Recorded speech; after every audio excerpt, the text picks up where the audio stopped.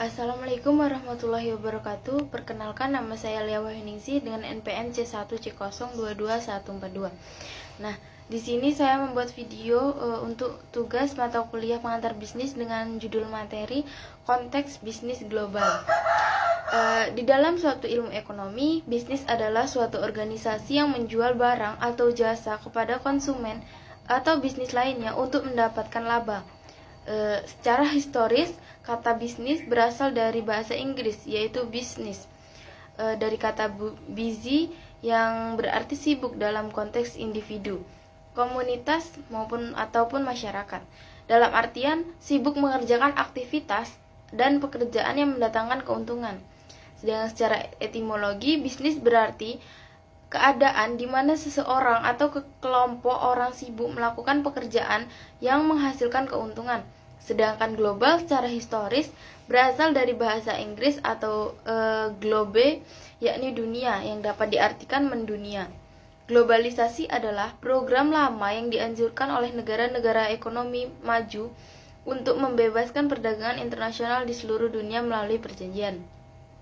Hal ini datang berarti relokasi kegiatan produksi atau jasa ke tempat-tempat yang memiliki biaya tenaga kerja jauh lebih rendah. Dengan demikian, bisnis global dapat diartikan sebagai kegiatan ekspor-impor barang dan jasa oleh dua negara atau lebih. Nah, bisnis global ini terdiri dari transaksi yang dirancang dan dilaksanakan di perbatasan nasional untuk memuaskan tujuan individu, perusahaan, dan organisasi. Transaksi ini mengambil berbagai bentuk yang sering terkait. Jenis utama dari bisnis internasional adalah ekspor, impor, perdagangan, dan investasi asing atau FDI. Timbulnya bisnis global ini dikarenakan oleh perekonomian global kontemporer. Perdagangan internasional semakin penting bagi sebagian besar warga dunia. Selain itu juga bisnis-bisnis terbesar mereka, walaupun di masa lalu banyak negara yang secara agresif mendorong perdagangan internasional. Yang kedua yaitu kesepakatan dagang.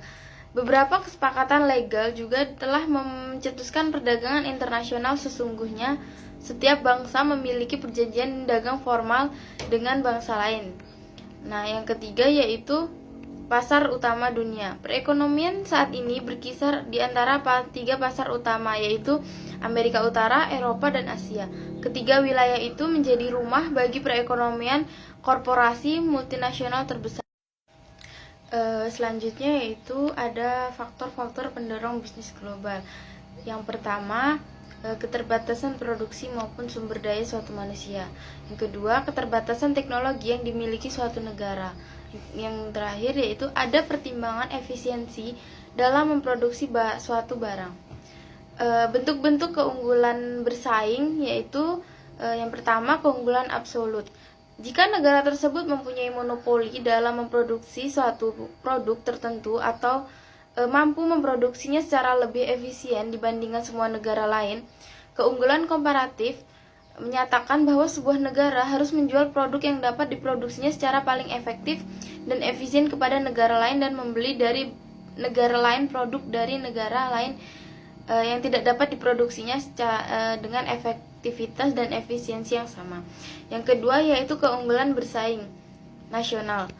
Dalam tahun-tahun terakhir, teori keunggulan bersaing nasional telah menjadi model yang diterima secara luas yang dapat menjelaskan mengapa negara-negara terlibat dalam perdagangan internasional. Pada dasarnya, keunggulan bersaing nasional ini berasal dari 4 kondisi. Yang pertama, kondisi faktor, merupakan faktor-faktor produksi. Yang kedua, kondisi permintaan, mencerminkan besarnya basis konsumen domestik yang meningkatkan permintaan yang kuat akan produk-produk inovatif. Yang ketiga, industri terkait dan industri pendukung yang mencakup pemasok lokal atau regional dan atau pelanggan industri yang kuat.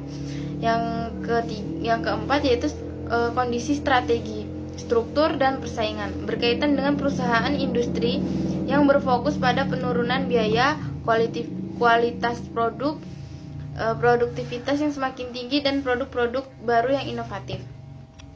Hambatan dalam perdagangan internasional yaitu untuk berhasil dalam bisnis apapun bentuk usaha, sayangnya rintangan lebih tinggi dan kompleks dalam pasar global atau perdagangan internasional. Hal ini khususnya benar dalam berurusan dengan perbedaan sosial budaya, kekuatan ekonomi dan finansial, perbedaan hukum dan politik, dan kekuatan fisik dan lingkungan. Dampak bisnis global berakibat buruk maupun baik tergantung dari mana kita memandangnya. Beberapa hal dapat dianggap berdampak dari kegiatan bisnis yang mengglobal. Fenomena globalisasi dalam bidang transportasi yang semakin menghilangkan arti dan peranan jarak demokrasi. Contohnya, mungkin itu saja yang dapat saya sampaikan. Terima kasih. Wassalamualaikum warahmatullahi wabarakatuh.